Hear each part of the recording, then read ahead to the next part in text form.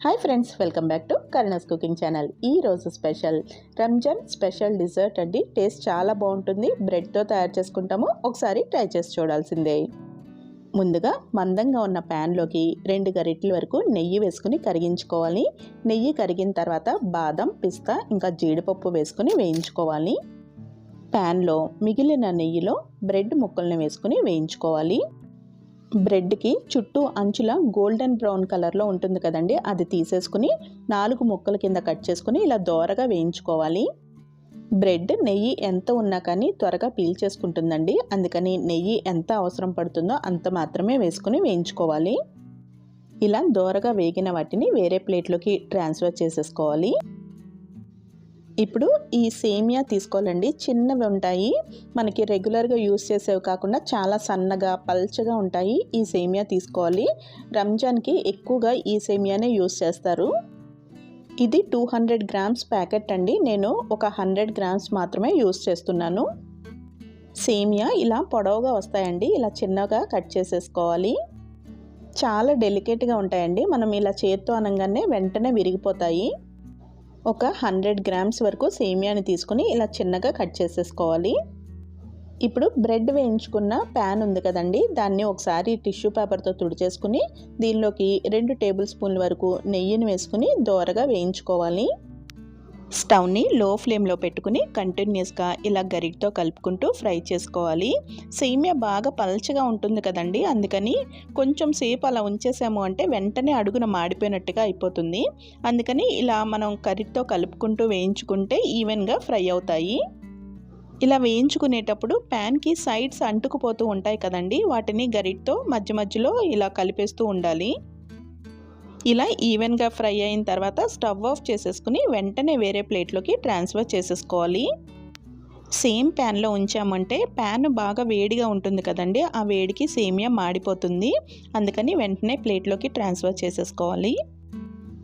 ఇప్పుడు ప్యాన్ని ఒకసారి మళ్ళీ టిష్యూతో తుడిచేసుకుని దీనిలోకి 1/2 లీటర్ వరకు చిక్కటి పాలు వేసుకుని కాచుకోవాలి. వెన్న తీయని పాలతో చేసుకుంటే టేస్ట్ బాగుంటుంది. ప్యాన్లోకి పాలు మొత్తం వేసుకున్న తర్వాత స్టవ్ ఆన్ చేసుకుని హై ఫ్లేమ్లో పెట్టుకుని ఇలా గరిటతో కలుపుకుంటూ మరిగించుకోవాలి.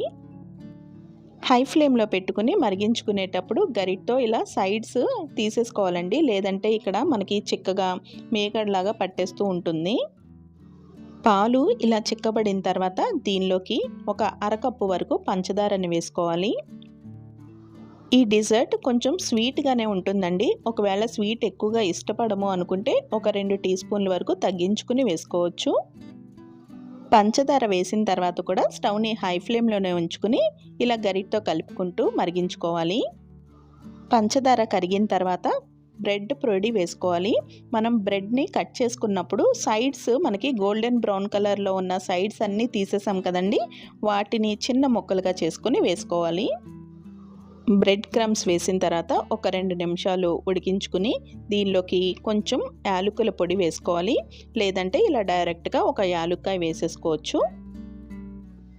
2-3 నిమిషాలు మరిగించుకుంటే బాగా చిక్కబడిపోతుంది. ఇప్పుడు కొన్ని బాదం, జీడిపప్పు ఇంకా పిస్తా వేయించుకుని ఉంచుకున్నాం కదా, వాటిని వేసుకోవాలి. బాదం, జీడిపప్పు కొంచెం సాఫ్ట్గా ఉంటే ఇష్టం అనుకుంటే మొత్తం అంతా కూడా ఇప్పుడే వేసేసుకోవచ్చు.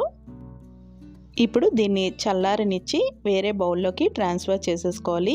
చల్లారిన తర్వాత మూత పెట్టుకుని 1 గంట పాటు ఫ్రిడ్జ్లో ఉంచుకోవాలి. ఫ్రిడ్జ్లో పెట్టుకుంటే చల్లబడుతుంది, ఇంకా కొంచెం చిక్కబడుతుంది కూడా.